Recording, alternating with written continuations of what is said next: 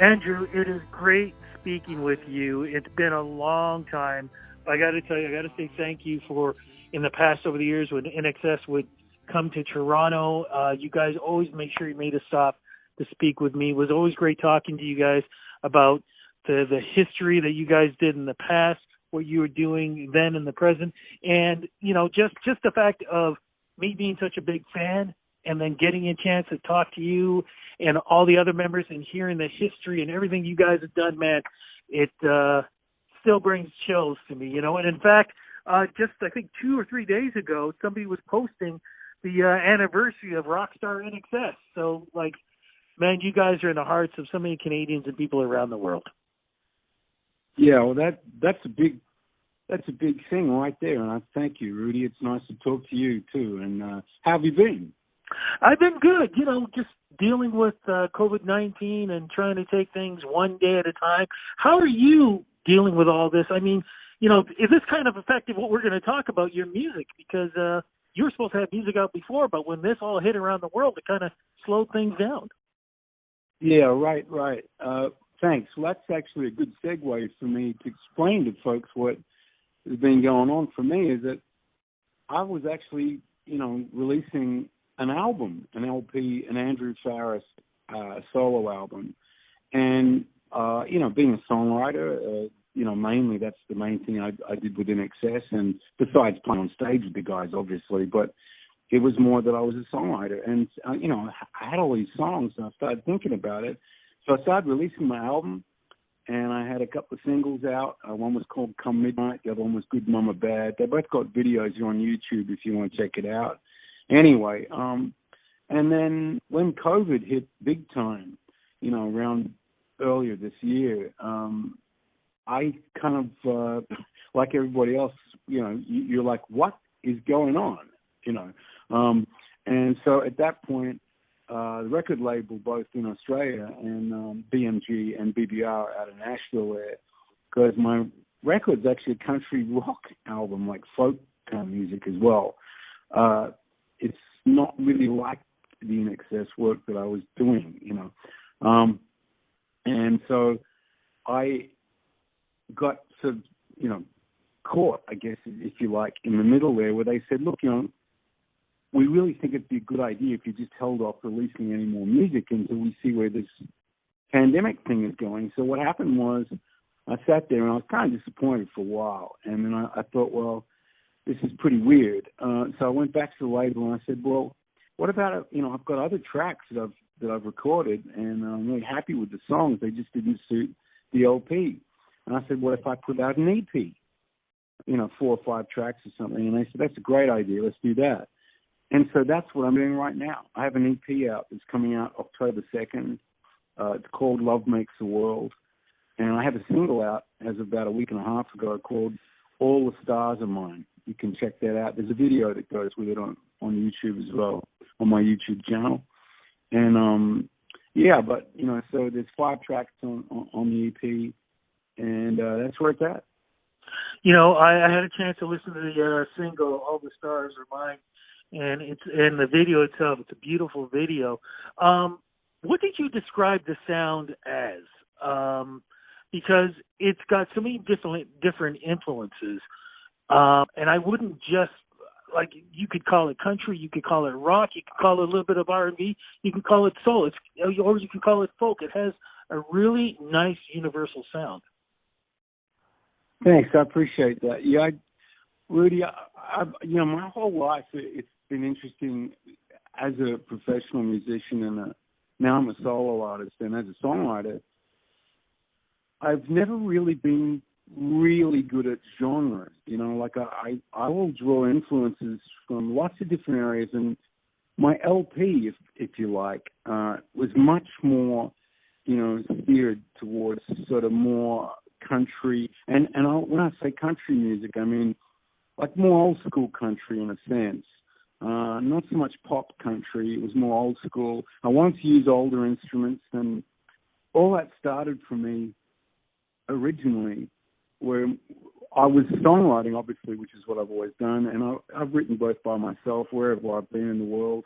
I lived in England for quite a few years when I was younger.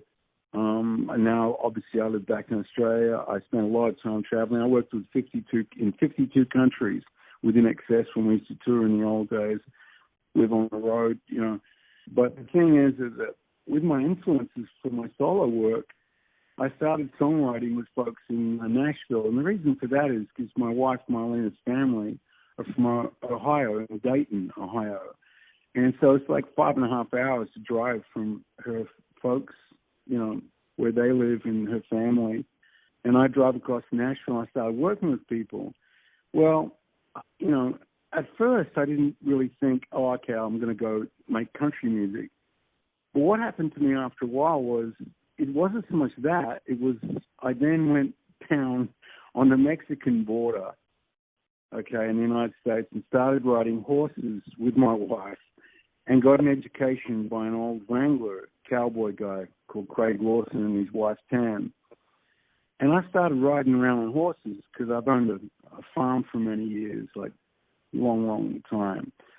And, you know, so, but I'd ride around these horses down there. And I started getting an education, like in real time, not out of a book or magazine or a flat screen, but on the back of a horse down in these national monument areas, like in the Chiricahua Mountains, on the corner of New Mexico, Arizona, and you know, Mexico, and right on the border there. And of course, just, you know, not that far from where we're riding around is Tombstone and all the history of the cowboys there. And then the area that I was riding around in and exploring, I guess the best way to put it, was really the area where, the Apache Indians, the Mexican Army, you had the U.S. Cavalry, and all these people, you know, living, dying, trying to, you know, you all get along now, all trying to work it out with each other, you know. And then I went back to Nashville, and a funny thing happened to me. You know, I sort of walked in the room, if you like. That's an expression that songwriters use. But when I got in the room, you know, people were talking about, okay, let's write a song. And Andrew, what do you want to write about? I'm like, you're probably not going to want to like this, but I want to write about the Old West. And they're like, you know, they're staring at me like, yeah, but we don't write country songs like that anymore. I said, well, I'm going to. That's what I want to do. Because what I just saw there and experienced in real time with how people lived, worked, and died in those years is just incredible. It's not a Hollywood film. It was very real, and I get the grittiness of it, you know, the meeting of all these different cultures. And even more interesting was the instruments that they were using back then. A lot of them were classical instruments, you know, like a violin became a fiddle. You know, then you had the, you know, mishmash of a guitar with a drum becomes a banjo. And then, of course, you had pianos, you know, which were just upright pianos, probably mostly out of tune. And you had all these classical instruments that were trying to figure out how to make different sounds out of them. Then you had folk music coming into it. And then I began to realize when I looked at that genre and looked at some of the early people like Stan Jones with, you know, Ghost Riders in the Sky and Willie Nelson, Johnny Cash, you know, Hank Williams, all these older people, that I began to realize they all wanted to look like cowboys. And then I began to put it all together in my head. And I realized that all of this really was the melting of cultures, you know, like culture. It wasn't just about urban culture. It's about the meetings of different people with different ideologies. And that's what really sparked me as a songwriter. I went, you know what, that's really interesting. And I think it's not so much being overlooked, like people say, well, it's Americana, or even Australiana, like some of the music that I've, you know, back here in Australia is definitely influenced by exactly the same thing in Australia, and probably in Canada, I bet you it is too, where you had the influences of different cultures meeting. Anyway, I've said too much. There it is. No, because I was just actually thinking about what you just said. And, you know, when you think about right now with the discussion of racism being spoken to in such a manner these days, and the things that we're seeing, this sounds like this is the perfect EP in music to remind people we are one culture. Exactly. You know, we have only got one Earth. We've only got one world.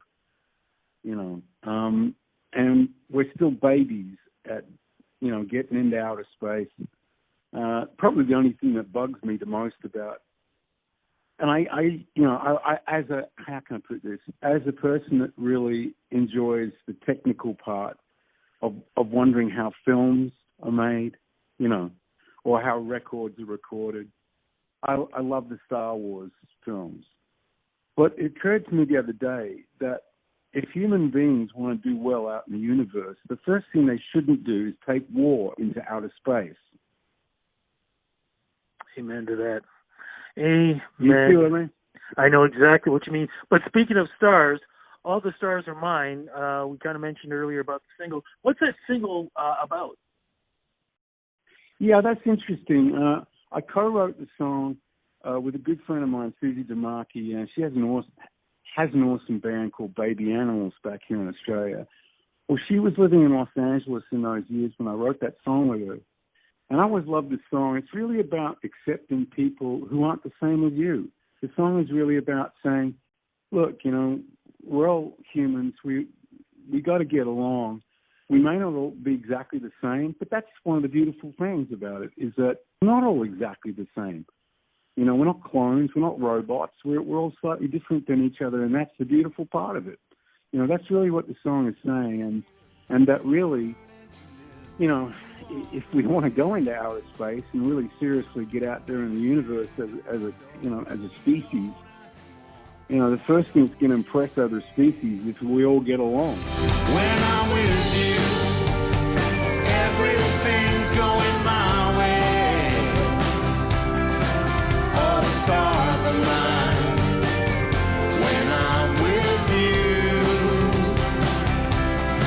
you. Again, amen. Sounds like, again, this EP and the music is exactly what we need right now going through these tough times. Are you going to be doing any virtual performances? Because I know here in Canada there have been a lot of those. Also, people have been doing these drive-in kind of shows. Are you going to be doing any virtual that we'll get a chance to see you perform while we're here in Canada? Yeah, I'd like to do a virtual show. In fact, I'm going to do one very shortly. And I don't know exactly when it's going to be released, but my EP is released on October the 2nd. My EP is titled Love Makes the World, and there's going to be 5 tracks on it. The first track is Tears in the Rain. The second track is called My Brother. The third track is Love Makes the World. The fourth track is All the Stars Are Mine, which is a single that's out now.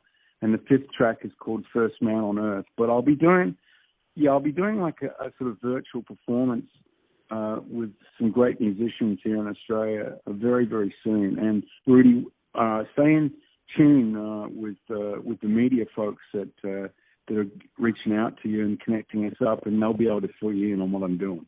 Looking forward to that. Look, before we go, I have to ask, and if I don't, I kick myself, and I know fans would ask too, is there any way that there would ever be some kind of, whoever you wanted lead singer, some kind of INXS reunion show, something that fans can get? Because I still have, I have the anniversary DVD. So, I mean, I can always watch that and stuff. So, but is there a chance that anything like that can happen in the future? I mean, anything can happen these days. That's true. I'm not going to say no. You never know. You know, I miss playing with INXS. They're a great band, good people, my brothers, my friends. And, you know, we had a huge experience together as people. And a lot of people like our music, and we feel very fortunate for that. Rudy, it's been really nice talking to you. My brother, thank you so much for the interview. Please be safe, and I hope at some point we get to talk again in person, and congratulations on the music. Yeah, man. Okay, take care. Take care. Bye-bye. Bye.